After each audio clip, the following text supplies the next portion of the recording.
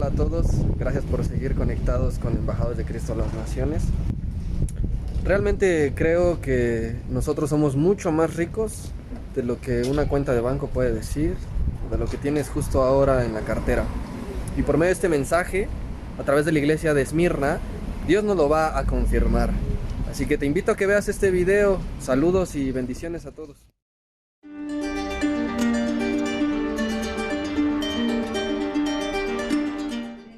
Como le hemos venido estando diciendo durante las 8 primeras lecciones, el crecimiento y la extensión de la iglesia hizo, hermano, que la organización ya fuera necesaria.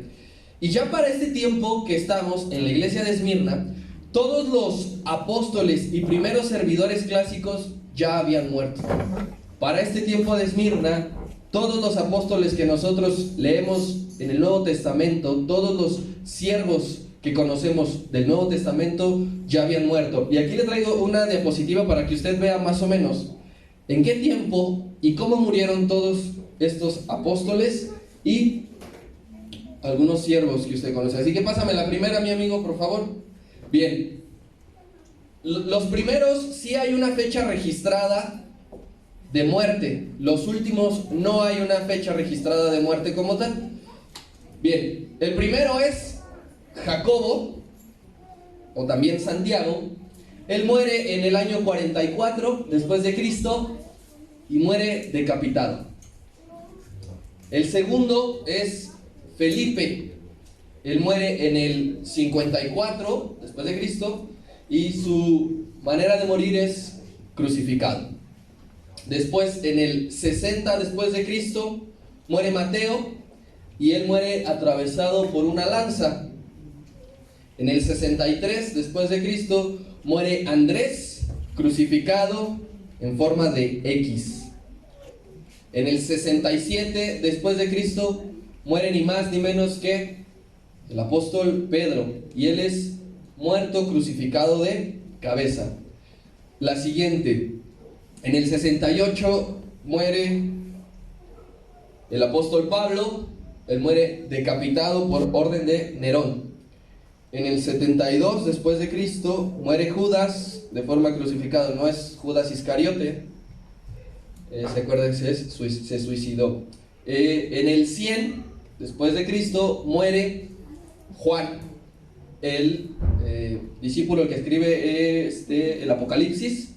Él muere de causas naturales. Es el único, hermano, que usted va a encontrar que muere de esta forma, no sin antes haber sido desterrado. A partir de Juan ya no se tiene un registro de cómo murieron, de cuándo murieron, los apóstoles, pero los mencionamos. Natanael o Bartolomé también lo encuentra así en la palabra.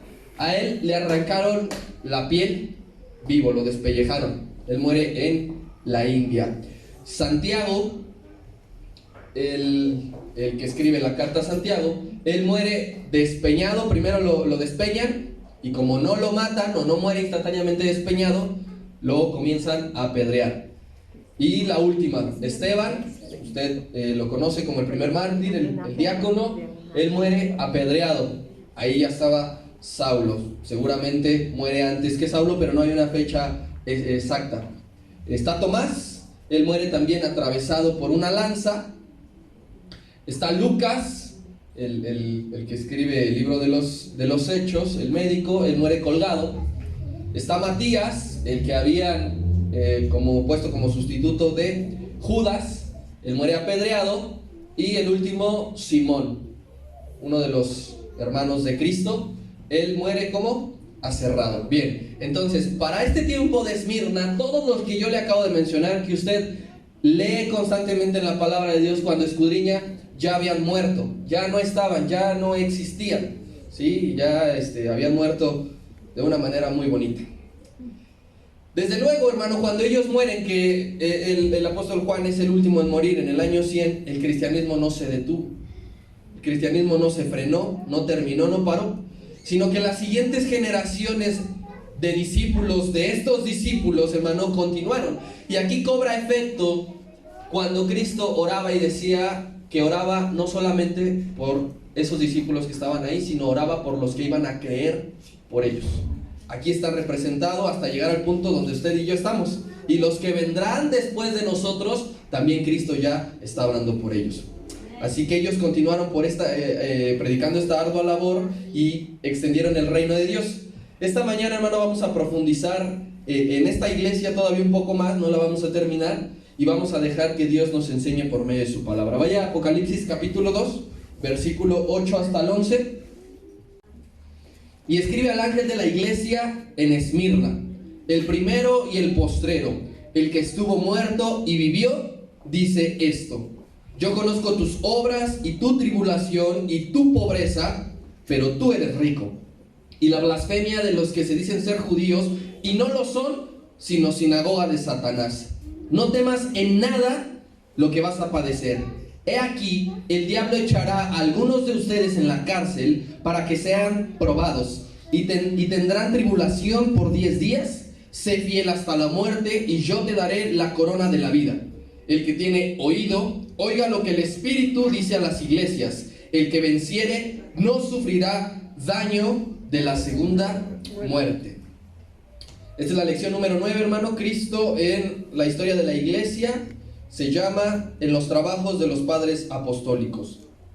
Ahora bien, si ya habían muerto los 14 discípulos diáconos que yo le mostré, entonces, ¿quiénes fueron los encargados de llevar el mensaje de salvación? Y muy importante, mantener la sana doctrina en el mundo, en las iglesias, en el imperio que se llevaba a cabo en ese momento. ¿Por qué le digo muy importante mantener la sana doctrina? Porque recuerde que ya estaba grandes falsas doctrinas, falsas enseñanzas, falsos maestros, falsos profetas que estaban pervirtiendo al pueblo. Entonces, los encargados después tenían que mantener la sana doctrina, no dejarse engañar ni seguir estas corrientes. Son y serán héroes de la fe, hermano, que sus nombres no aparecen en la Biblia. Los nombres que ahorita les voy a enseñar, el par de nombres que ahorita les voy a enseñar, no aparecen sus nombres en la Biblia, pero sí que tienen un registro histórico de que fueron gran bendición y que tuvieron un aporte tremendo para la fe que usted y yo profesamos. Así que, como acabamos de leer en el versículo número 9, la primera característica que el Señor les resalta a Esmirna dice su obra. Principalmente Esmirna se distinguió por su obra. Así que el primer seguidor después de los discípulos y apóstoles que continuaron con esto es, pásame la diapositiva, creo que es 4, Naye, por favor. Se llama Ignacio de Antioquía. Ahorita hay una fotito ahí de él para que lo conozca. A lo mejor nunca lo escuchó. Le repito, en la palabra no viene, en la Biblia no viene. ¿Es la que sigue después? Es Ignacio de Antioquía. ¿Quién fue Ignacio de Antioquía, hermano? Fue discípulo ni más ni menos que del apóstol Juan. Él, al ser el último, digamos que se tienen más registros de quienes lo acompañaron, y él es el primero. Ignacio de Antioquía, hermano, fue un fiel defensor de la vida y de la obra de Jesucristo. Recuerde, le repito, ya había apostasía, ya había falsas enseñanzas. Entonces Ignacio de Antioquía defendía a Cristo aún sin verlo físicamente, aún sin llegarlo a conocer. Él lo defendió como si lo hubiese visto cara a cara. Todo transmitido por Juan. Vea cómo es esto. Juan sí conoce al maestro, convive con él, está con él. Juan entiende que tenía que seguir produciendo discípulos. Encuentra a Ignacio de Antioquía y le siembra la manera y el amor de entender, de comprender y de defender a Jesucristo aún sin verlo. Tremendas enseñanzas. Ignacio de Antioquía muere en el año 108. Recuerde, esto ya es el siglo II. ¿Y cómo muere este muchacho? Pues nada más y nada menos que muere devorado por leones en el Coliseo romano, porque su última oportunidad era adorar a dioses del imperio y él se negó rotundamente y soltaron los leones y muere. Él es el primero que sigue en esta obra después de los grandes discípulos que conocemos. Y el siguiente, por favor, Naye, es Policarpo de Esmirna, que es ahí una pequeña representación. Policarpo de Esmirna, él sí era nativo de la ciudad de Esmirna, de la iglesia de Esmirna, y también era discípulo de Juan. Por eso se resalta mucho la obra que llegó a hacer Juan, porque los discípulos que él tuvo inmediatamente continuaron con la obra del Evangelio. Policarpo de Esmirna se caracterizaba porque perseveraba mucho en la oración, pero mucho, igual que Juan. Recuerde que Juan llegó a tener callos en las rodillas porque se la pasaba orando gran parte del día. Entonces le transmite también a Policarpo esto. Policarpo también era un hombre fiel a las escrituras, transmitidas a viva voz del apóstol Juan. Igualmente no conoció nunca al Señor, pero sí que creyó con él en la predicación de Juan. Policarpo muere en el año 155 después de Cristo. ¿Y cómo muere él? Él muere en la hoguera por negarse a adorar al emperador en turno. Entonces tenemos que Ignacio de Antioquía muere devorado por leones en el Coliseo, y Policarpo muere en una olla de agua hirviendo, y los dos porque se negaban a adorar a los dioses y adorar y a rendirse al emperador y negar que Jesucristo existía. Desde luego que hay muchos más, hermano, pero de estos dos se tiene registro histórico. Si usted los busca, los va a encontrar ahí como una fecha clave, como hombres importantes de la fe. Después, lo que el maestro les está diciendo en el versículo 9, ya les dijo: conozco tus obras, que has trabajado arduamente, que no te dejaste llevar por las corrientes falsas, por los engaños de los lobos. Y lo que le sigue después: conozco tu tribulación.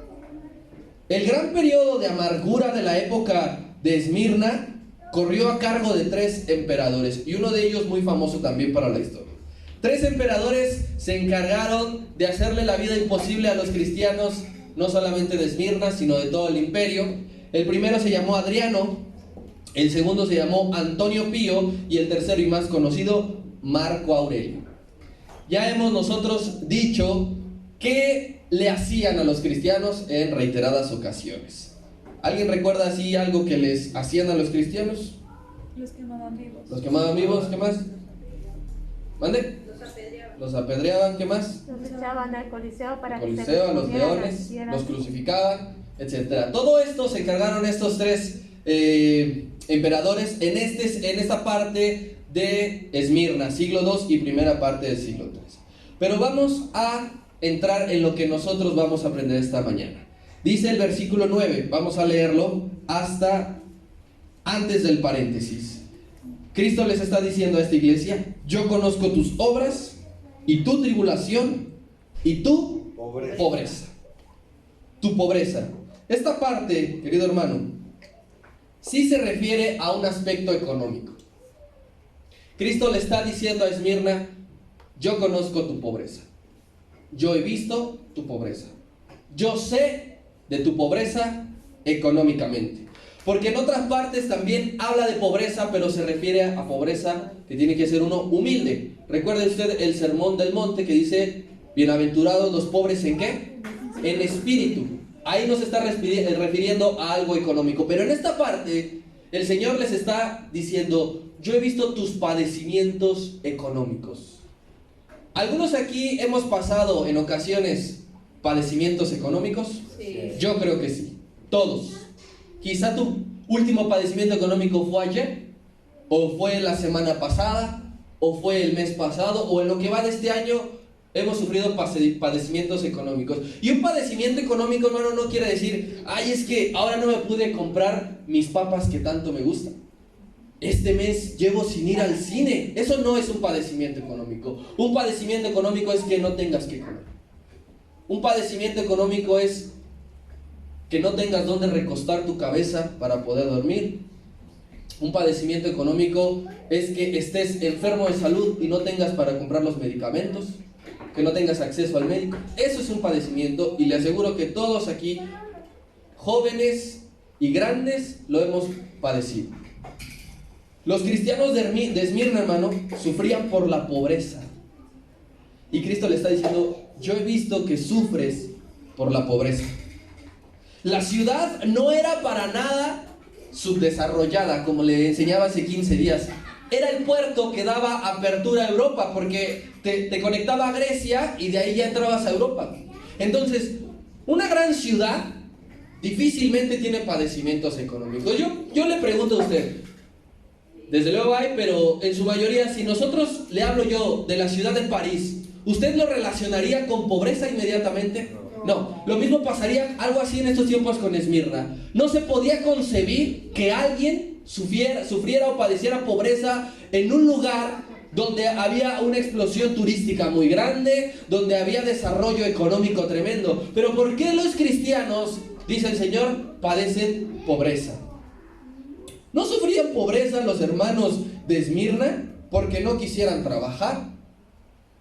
¿No sufrían pobreza los hermanos de Esmirna porque eran flojos? Recuerden también que el apóstol Pablo en una ocasión les dijo, el que no trabaje, que no coma, porque ellos sí que habían dejado de trabajar, ¿sí? Porque quizá pensaban que la segunda venida del Señor ya se iba a producir y ellos dejaron de trabajar, pero este no era el caso de los de Esmirna. No trabajaban, no por flojos, no porque no quisieran, o no porque no tuvieran trabajo, por no honrar a Dios con sus bienes. Recuerden que cuando uno tiene un trabajo, tiene un ingreso, es bueno que honremos a Dios con nuestros bienes.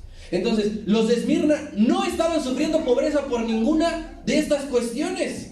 Ahorita le voy a decir por qué sí sufrían pobreza. Y fíjese que no era algo que el hermano estaba notando, que le haya dicho, oye hermano, he visto que últimamente le has pasado difícil. Cristo mismo les está diciendo, ustedes han sufrido pobreza.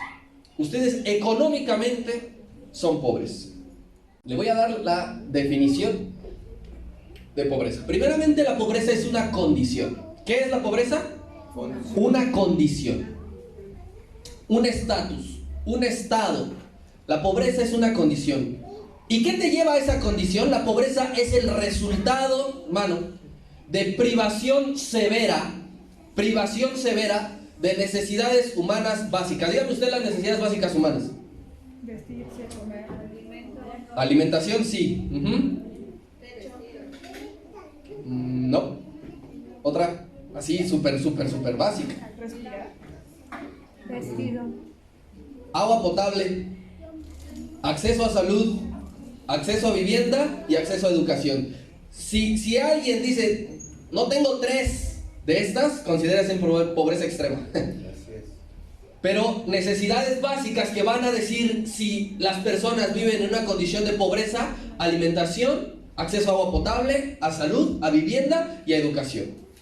Así que yo les recuerdo en esta mañana que la mayoría de los cristianos de Esmirna y del mundo, primeramente eran gentiles. La mayoría de los cristianos eran gentiles. Es decir, y significa esto, que la mayoría de los cristianos eran de escasos recursos. No eran empresarios, no eran dueños de absolutamente nada. Ellos eran trabajadores. Principalmente eran esclavos también. Eran albañiles, eran carpinteros y eran herreros. Y yo quisiera preguntar si un esclavo es rico. Si usted conoce un albañil, no un ingeniero, no un arquitecto, un albañil, ¿es rico? ¿Un carpintero? ¿Un herrero? Difícilmente. Primera de Corintios, capítulo 1. Dice la palabra de Dios así. Está hablando Pablo a los Corintios, pero es la misma situación. Créanme que no cambia. Pues mirad, hermanos, vuestra vocación. Y aquí dice que no sois muchos, ¿qué? Sabios. O sea, ustedes ni siquiera a lo mejor van a la escuela. Muchos de ustedes a lo mejor ni saben leer. Muchos de ustedes a lo mejor ni saben escribir. Según la carne, para la humanidad, para la ciencia, ustedes no son sabios. Dice, ni muchos son, ¿qué? Poderosos. Es decir, ni muchos son ricos, ni mucho menos son, ¿qué? Nobles. Es decir, recuerden, hermanos, que nosotros, nuestra fe, lo que nosotros profesamos, lo que nosotros creemos, dentro de nosotros no hay ni sabios según la ciencia, no hay ni nobles y no hay ni poderosos. Entonces, si no hay ni sabios, ni poderosos, ni nobles, ¿qué es lo que hay? gente de escasos recursos. Gente que quizás solamente tiene para sobrevivir al día. Gente que solamente se lleva a la boca lo que consigue en el trabajo de ese día. Eso es lo que le está diciendo Cristo a los de Esmirna. Yo he visto tu pobreza, que dentro de ti no hay ni sabios, que dentro de ti no hay ni poderosos, que dentro de ti no hay ni siquiera nobles. Yo lo he visto. No creas que ha pasado desapercibido, que has hecho obra de evangelista, que has sufrido tribulación y que no tienes ni un peso. Yo he visto eso. Créeme, hermano, que lo que tú pasas, a Dios no se le escapa ningún detalle. Ninguno. ¿Sí? Él está escribiendo todo en el libro. Todo, cualquier obra, cualquier situación, lo está escribiendo hasta el más mínimo detalle. Tú puedes tener a tu lado a la persona que más te ama en el mundo y hay detalles que pasan desapercibidos, pero para Dios no. Para Cristo no. Y Él lo nota y te hace sentir amado. Y cuando una persona dice, oye, he notado que estás así, oye, tienes esto, ¿verdad? Oye, cambiaste esto. A veces los hombres, hermanos, ni siquiera notamos cuando las mujeres hacen un cambio de look. Ay, ¿te cortaste el cabello? Ay, ¿te lo pintaste? Y la mujer, es que no me pone atención, es que no le importo, es que no le intereso. Créeme que Cristo se fija en todo eso y lo tiene anotado. Y a los de Esmirna le está diciendo, has trabajado en el reino sin un peso. Te han perseguido, a lo mejor tienes que salir huyendo, te tienes que salir moviendo porque sabes que en la ciudad entraron a saquear, y sin un peso.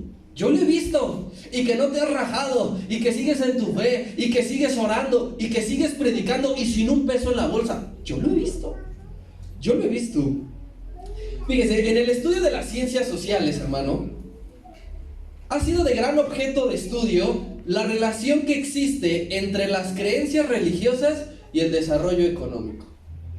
Porque si notamos y nos sentamos a leer cualquier artículo que tenga que ver con esto, la mayoría de las personas creyentes no son de altos recursos económicos, no son de estratos educativos altos.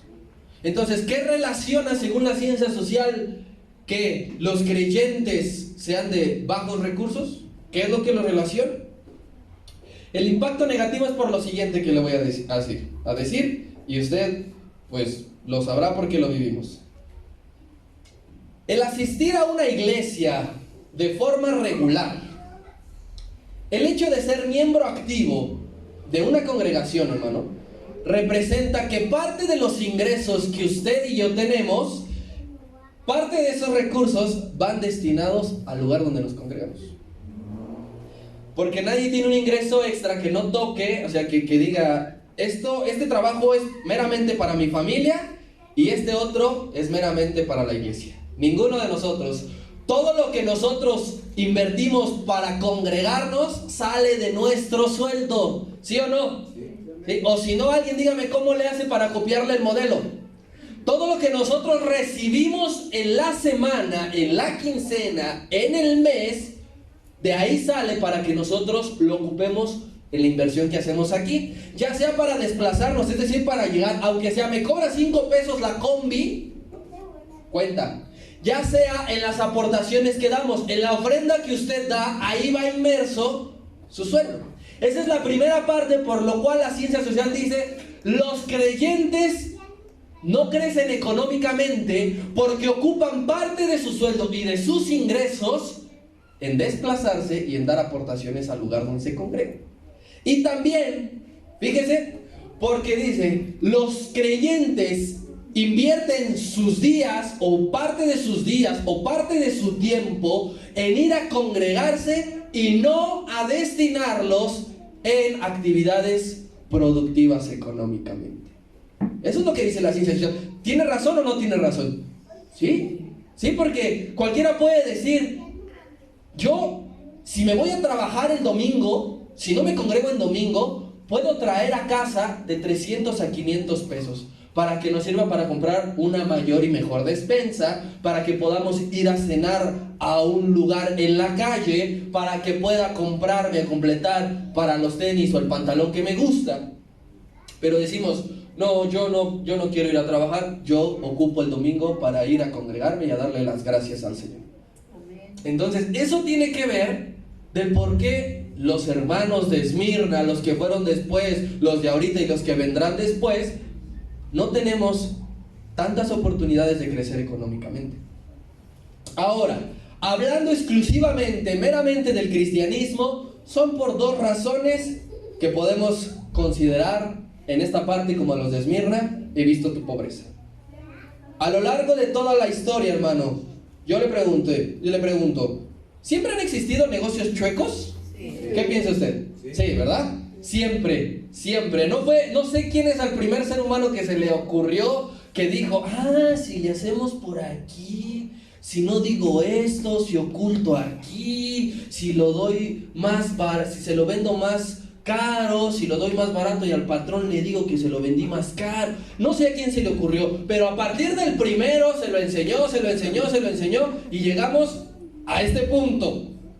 Entonces, hablando del cristianismo meramente, dos razones por las cuales los cristianos estamos metidos en la bolsa de conozco tu pobreza. Número uno, por la enseñanza de la doctrina. Es decir, hermano, por la moral a la hora de ganar dinero. Ese es un punto bien importante del por qué los cristianos no tienen un ingreso extra. ¿Por qué los cristianos no logran crecer a veces económicamente? Lo que dictan las escrituras, para empezar, ¿cuál es uno de los grandes mandamientos que Dios dio desde la ley?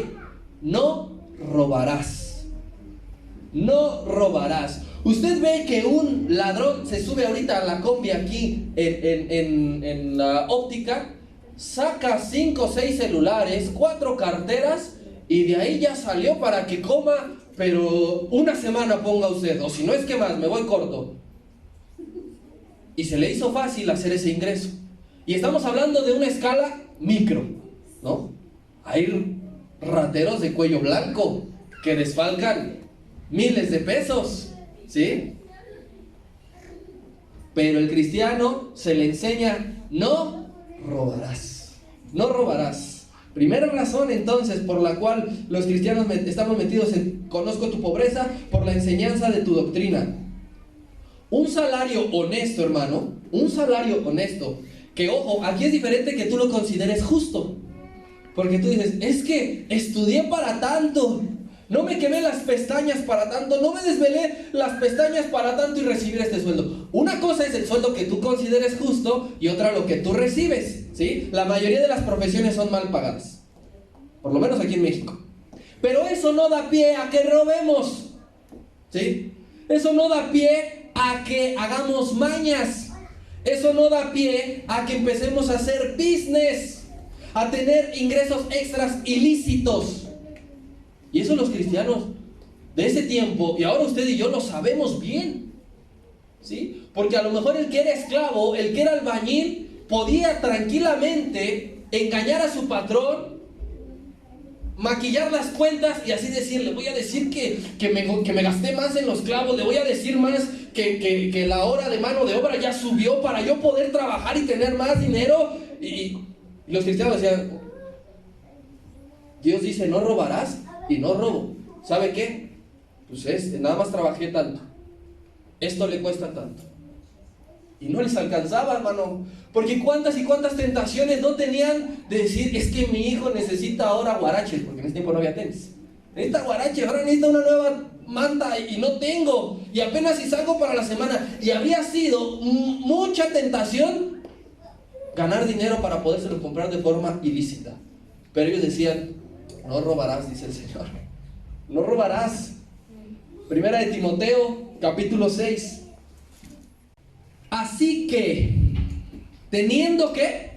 Sustento y abrigo, estemos contentos con eso. Hasta ahí primera parte. Así que, teniendo sustento y abrigo, estemos contentos. En otras palabras, está diciendo, no roben.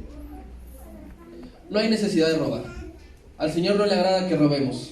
Si ustedes tienen comida, si ustedes tienen, aunque sea una chamarra, es que la ocupo todos los días y parezco retrato, estés contento con eso. Quédate contento con eso, porque es mejor que la gente te vea con la misma muda de ropa a que digan, ay, tiene 10 mudas. Sí, canal, pero la roba. Sí, pero son de negocios chuecos. Y así cualquiera. Versículo 9. Porque los que quieren enriquecerse caen en tentación y en lazo, y en muchas codicias necias y dañosas, que hunden a los hombres en destrucción y en perdición. Le está diciendo, tengan cuidado de que ustedes anhelen más de lo que pueden conseguir, de lo que pueden ingresar, tengan cuidado. Y es ahí donde hoy día actúa la estrategia, por ejemplo, de la tarjeta de crédito, porque es algo que no tienes ahorita a tu alcance. Pero lo está relacionando el apóstol Pablo con ingresos ilícitos. Tengan cuidado, porque el robo nace primeramente de que tú desees algo que bien sabes no puedes comprar con tu sueldo. Es que yo le digo, hermano, la verdad, pues me gustaría comprarme el PlayStation 5, pero ¿de dónde? Y entonces, voy a empezar a maquillarle al pastor las cuentas de la plaza y del local, y en un mes ya tengo Play 5. Así, el apóstol Pablo está diciendo, tengan cuidado primeramente de que no deseen nada de lo que no puedan comprar. Y versículo 10, porque raíz de todos los males es el amor al dinero, el cual codiciándolo algunos se extraviaron de la fe y fueron traspasados ¿de qué? De muchos dolores. Te está diciendo, si tú robas, si ese amor que tú tienes por el dinero, en algún momento te va a hacer pasar dolores que no te imaginas. Porque en algún momento, dice la palabra, que el ladrón va a ser descubierto. Que el ladrón es descubierto. En algún momento, puedes estar robando 1 año, 2, 3, 5, 10, y dices, no me han dado cuenta. Y ya hice esto, ya compré aquello, ya fui aquí, ya fui allá, ya probé esto, y no me han cachado. Cuando menos lo esperes, ahí dice, y te va a producir gran dolor. A los hermanos de Esmirna, querido hermano, ya no los estaban contratando tampoco. Eran albañiles, eran herreros, eran carpinteros, y ya no los estaban dando trabajo, ya no los estaban contratando. Si eran vendedores de un mercado o de un tianguis, les daban el último lugar. Y en el último lugar de cualquier mercado, de cualquier tianguis, no se paran ni las moscas, hermano. Entonces, ¿qué probabilidad tenían de vender? De vender sus productos, de llevar sustento a su casa. Ya no les daban trabajo a manera de rechazo. Ah, ¿eres cristiano? No te doy trabajo. Ah, ¿eres cristiano? Y los discriminaban. Parte de la tribulación que padecieron, hermano, no solamente fue física y de muerte, fue económica. Hay tribulaciones económicas, en el pueblo de Dios hay tribulación económica. Fue también a manera de plan para acabar con el movimiento cristiano. Porque ¿cuántos cristianos no estaban tentados a decir, no soy cristiano, para que les dieran el trabajo? Y así poco a poco fueran desapareciendo los cristianos. Todo era un plan. Eso sigue pasando en la actualidad, hermano. La gente se sorprende de que tú devuelvas una cartera con X cantidad de dinero. Puede tener 20 pesos o puede tener 2,000 pesos. Pero la gente se sorprende que ves a alguien caminar por la calle y se le cae la cartera y luego hacen señales. La mitad es la mitad. Pero si tú dices, oye, se te cae, te empiezan a ver como Richard, incluso hasta el que de la cartera te dice, qué ole, ¿no? Ya no lo hubiera visto nunca en mi vida. La gente se sorprende que tú no le pagues al maestro por pasar la materia. Dice, oye, este maestro es bien barco, mira, ofrécele 500 pesos por un 6. Y la gente se sorprende de que tú no seas así, de que no participes en eso. La gente se sorprende en cualquier empresa que no le entres a los business. Dice, oye, pero estás bien menso, puedes ganar 2,000 pesos más a la semana. Nada más tienes que hacer esto, nada más te tienes que hacer de la vista gorda, nada más tienes que firmar aquí. Se sorprende que tú le digas, perdón, pero no le entro. Perdón, pero no quiero. Para los hermanos de Esmirna y para nosotros, hermano, es más valioso el amor hacia Jesús. Por eso es que decimos no. Por eso es que decimos yo no le entro. No, discúlpame. Es más valioso el amor hacia Jesús que un ingreso extra que no le agrade a Dios. Es mucho mejor, hermano. Mira lo que dice el salmista en el 128. Salmo 128, Salmo 128, versículo 2, dice: cuando comieres el trabajo de tus manos, bienaventurado serás. ¿Y cómo te va a ir? Bien. Pero solamente cuando comieres del trabajo de tus manos. Pero que dices, es que hoy trabajé 10 horas al día, me pagaron, pude comprar aunque sea huevo con jamón y unas tortillas. Dice, vas a ser bienaventurado. Esto que comas te vas a ver como un manjar, te va a caer bien. Pero no, a veces quien ingresa ilícitamente se va al mejor restaurante y le da el córrele que te alcanzo, le acaba dando chorrillo. Cuando comas del trabajo de tus manos, vas a ser bienaventurado, te vas a sentir a gusto, te vas a sentir gozoso, te vas a sentir bien y serás feliz. Y todavía te va a ir mejor, todavía te va a ir mejor. ¿Qué le dijo Dios a Adán? Con el sudor de tu frente, ¿qué? Vas a trabajar. No le dijo, pues róbale al elefante, róbale al león. Trabaja con el sudor de tu frente y verás cómo Dios se manifiesta también ahí. Ya hoy día, hermano, en muchas ofertas laborales, en entrevistas de trabajo, en tus currículum que tienes que mandar, solicitan saber si tienes alguna preferencia religiosa. Te dicen que si crees en algo, que si tienes algún dogma, y eso es relevante a la hora de contratar. Eso. Dice que es cristiano. El siguiente. Porque saben de antemano que el cristiano no le va a entrar a eso. No le va a entrar a aquello. Porque antes prioriza su doctrina, la cual dice, no robarás. En las redes sociales, hermano, Facebook, hay una opción abierta para que tú pongas si tienes alguna creencia. Y muchos no se atreven ni siquiera a ponerla, a publicarla.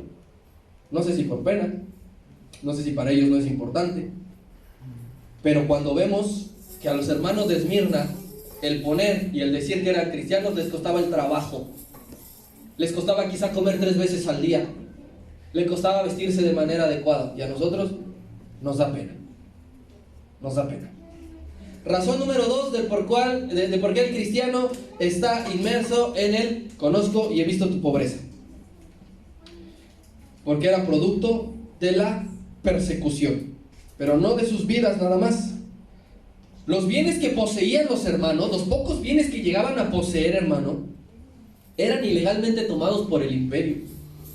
El imperio se los quitaba. Los cristianos eran despojados de sus casas, y si bien les iba, eran saqueados. O sea, lo mejor que les podía pasar era que les robaran lo poco que tenían. Lo peor que les podía pasar es que el imperio llegara y tomara sus hogares, sus casas, el lugar donde se reunían o se congregaban. El imperio tomaba posesión de sus pertenencias abusivamente.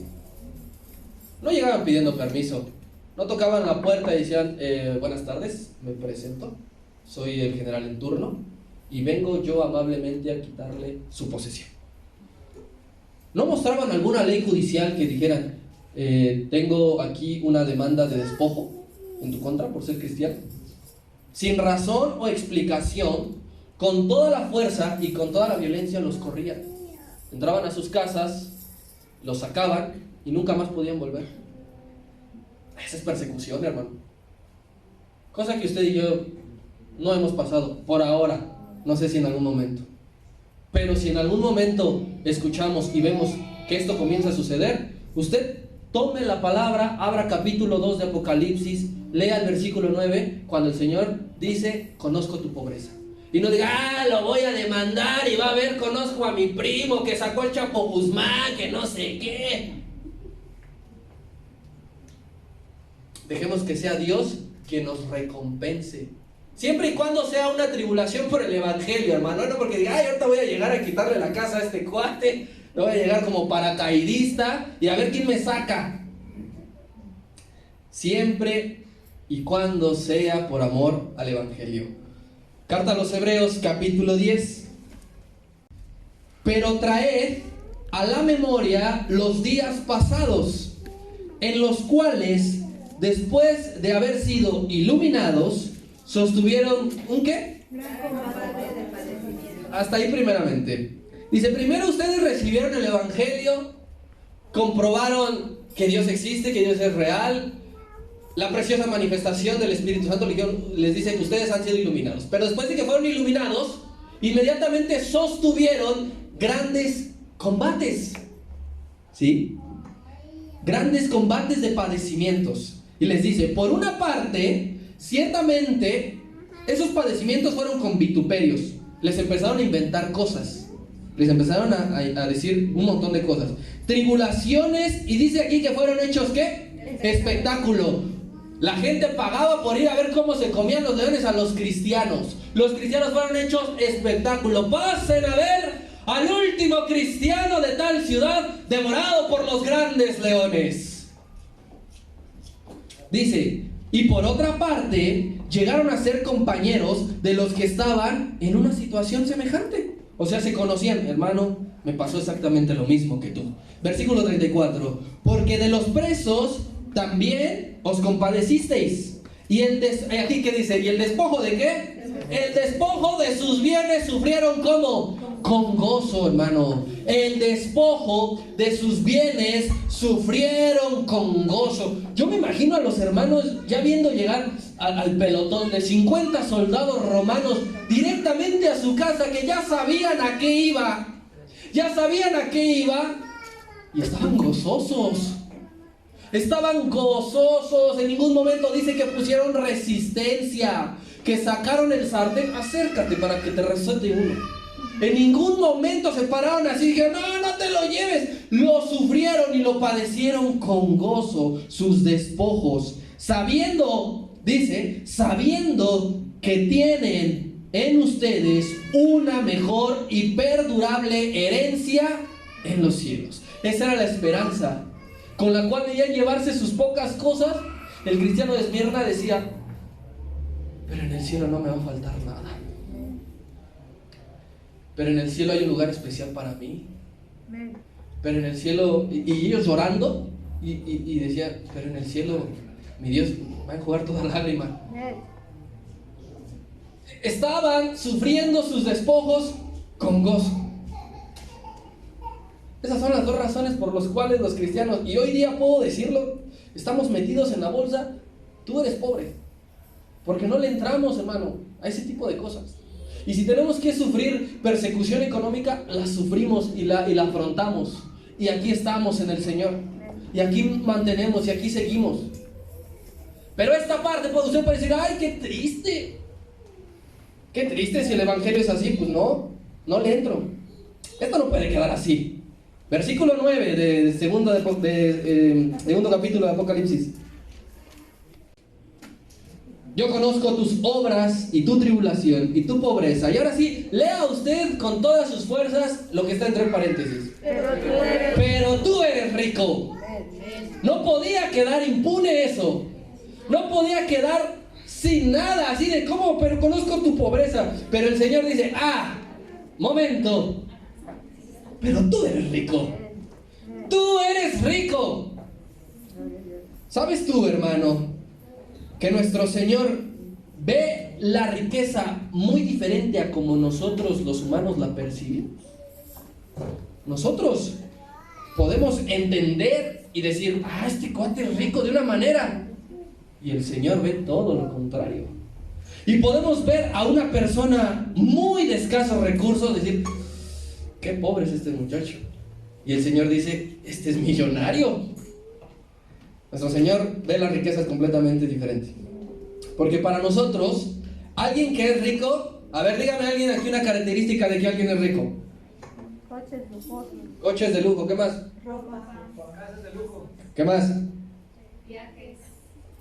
¿Dónde viven los ricos? ¿Aquí en Iztapalacra? Mansiones. Bueno, aparte de yo. Yo sí, porque no quiero perder la humildad. ¿Dónde viven los ricos? Aquí, hablando de la Ciudad de México. Interlomas, Polanco, ¿no? El Pedregal, Santa Fe. Bien, para nosotros alguien rico es quien vive en estas zonas, paga cuenta de restaurantes de 2,000 pesos, se viste con ropa de marca y precio en dólares, cosa que usted y yo nada más vemos pasar por el cristal. Por el cristal. O sea, si usted se asoma a ver, ya le cobraron. Una persona rica viaja por el mundo, pero eso para nuestro Señor no es alguien rico. Porque ni con todo el dinero que pueda tener en su cuenta, en su cartera, podrá comprar lo que Dios nos da a los pobres gratuitamente. Gratuitamente. Sí, si alguien llega un rico y dice: aquí está todo mi dinero, aquí está toda mi herencia, vengo por el amor de Dios. No te va a alcanzar la vida para poderlo comprar, porque no tiene precio, porque es algo invaluable. 1 Timoteo 6. ¿Cuáles son esas cosas que el rico humanamente no puede comprar? 1 Timoteo, capítulo 6, versículo 11.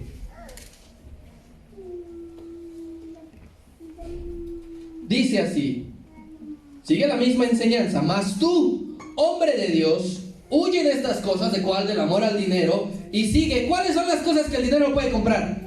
La justicia, la piedad, la fe, el amor, la paciencia y ¿qué? La mansedumbre. El Señor está viendo: este es rico humanamente, pero internamente es un pobretón. Y este humanamente es pobre en extremo, pero internamente es rico. Como le dijo a los de Esmirna: he visto tu pobreza, pero alégrate, porque tú eres rico. Porque tú eres rico. Muchos cristianos eran pobres en extremo. Otros no tenían oportunidad de crecimiento económico. Y lo poco que hacían, hermanos, se les era retirado. Muchos cristianos de la actualidad no seremos nunca millonarios, y me incluyo.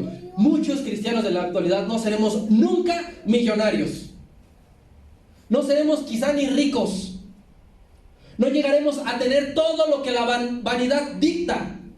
Diga: tienes que tener un pantalón de cada color, tienes que tener una camisa de cada color, tienes que tener unos zapatos de cada color, tienes que haber probado alguna vez esto, tienes que algún día viajar a todo esto. La revista Forbes cada año saca las 100 cosas que alguien tiene que hacer antes de morir. Eso te lo dicta la vanidad. Joven, me gustaría darte un consejo. Ahora quizás es que no sé qué estudiar. Nunca elijas tu carrera por cuánto vas a ganar. Nunca, porque eso te va a hacer completamente infeliz. Ese es un grave error. De lo que Dios te ha dotado, ahí en el área que te ha puesto, encárgate de serle fiel a Dios.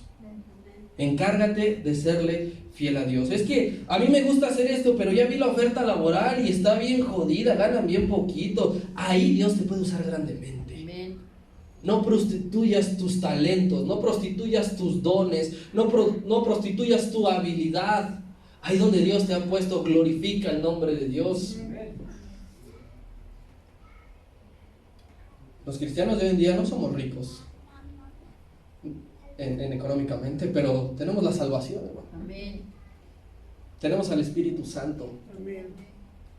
El mejor ejemplo de esto son las comunidades rurales. ¿Usted cree que ahí en Chiapas la gente es rica? No tienen qué comer. En Oaxaca, en Guerrero, en la Sierra de Puebla, tienen qué comer. Los matan a sangre fría, de forma violenta. Pero ellos son ricos. Ellos son ricos. Ellos no son enterrados con sus maletines de billetes verdes, pero se van con pleno gozo de que cumplieron la misión. Y esa es nuestra misión también. Esa también es nuestra misión. ¿Me ayudan, por favor? Esta mañana, hermano, yo quiero que te quedes con la siguiente verdad en tu corazón. Escúchame bien, pon atención. Seguir a Jesucristo a muchos nos va a empobrecer económicamente. Seguir a Jesucristo a muchos nos va a empobrecer económicamente. Pero a todos siempre nos va a enriquecer espiritualmente. Tú dices, es que tranquilamente me puedo ir a trabajar los domingos y dejar de congregarme. Sí, pero eso te va a empobrecer espiritualmente. Es que yo invierto mis días para congregarme y estar con el Señor y dejo de ganar dinero, pero te va a enriquecer espiritualmente. Quizá tu cartera en este momento esté vacía como la mía, pero tu corazón y tu mente están llenos de Cristo. Y esto al mundo se lo dejamos bien en claro. Cartera vacía, pero corazón y mente llenos del Evangelio, llenos de Cristo. Y el Señor nos dice esas palabras a nosotros. He visto tu pobreza, pero no te olvides que tú eres rico. He visto que has luchado con los deseos de tener más, con las tentaciones de decir, puedo tener más. Pero no te olvides que tú ya eres rico, porque el Señor nos ha hecho ricos. Y también a los que se dicen creyentes y enseñan y siguen la doctrina errónea del Evangelio de la Prosperidad, este pasaje derrumba sus deseos y aspiraciones de no tener nunca padecimientos ni tribulaciones económicas. Porque ellos te dicen que Dios te puede hacer millonario, que Dios te quiere ver millonario, que Él puede cancelar toda deuda económica. Cuando fuiste tú quien se embarcó con el banco y el gobierno y quieres que con una oración Dios diga, de repente apareciste en ceros, ya no debes nada, ahora vuélvete a endrogar. Este pasaje también va para ellos. Los hermanos de Esmirna, los hermanos de la iglesia del siglo II y siglo III, nos enseñan cómo soportar y padecer los ataques económicos que el mundo tiene preparados para nosotros y de los cuales somos objeto y que estamos viendo y que vivimos. Y si no lo has vivido, prepárate, porque a eso te vas a enfrentar y eso te vas a encontrar, porque el mundo se está preparando para eso. Ponte de pie, deja tu Biblia ahí a un lado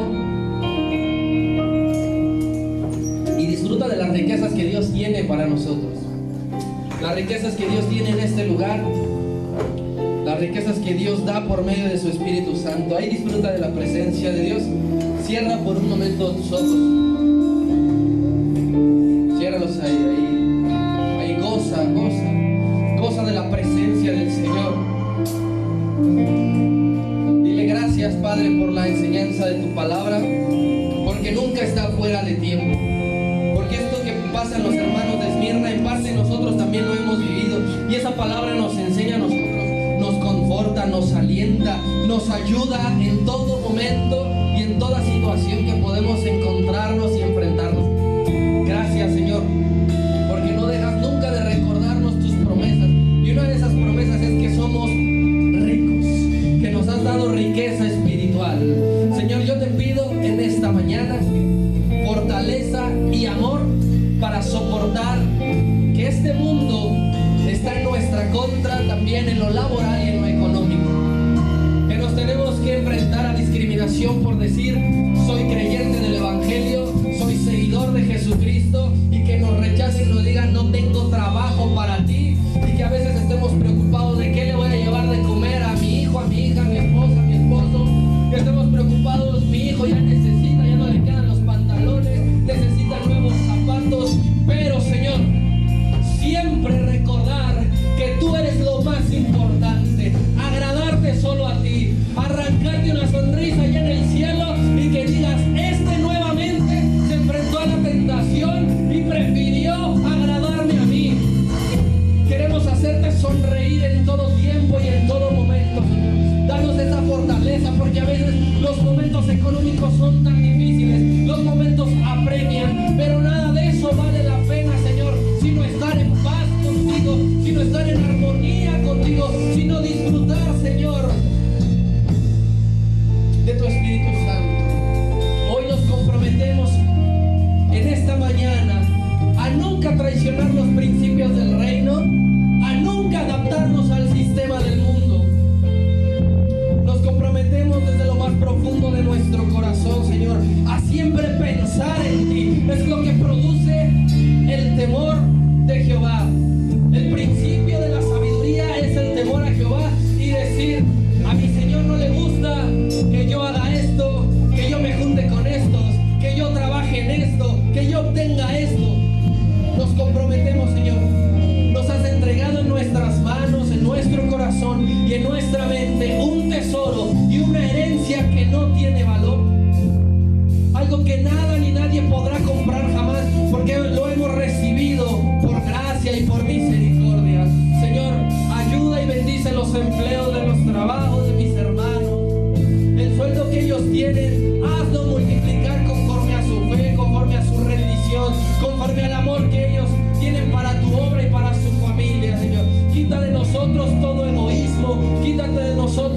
verlo de una manera natural, Señor,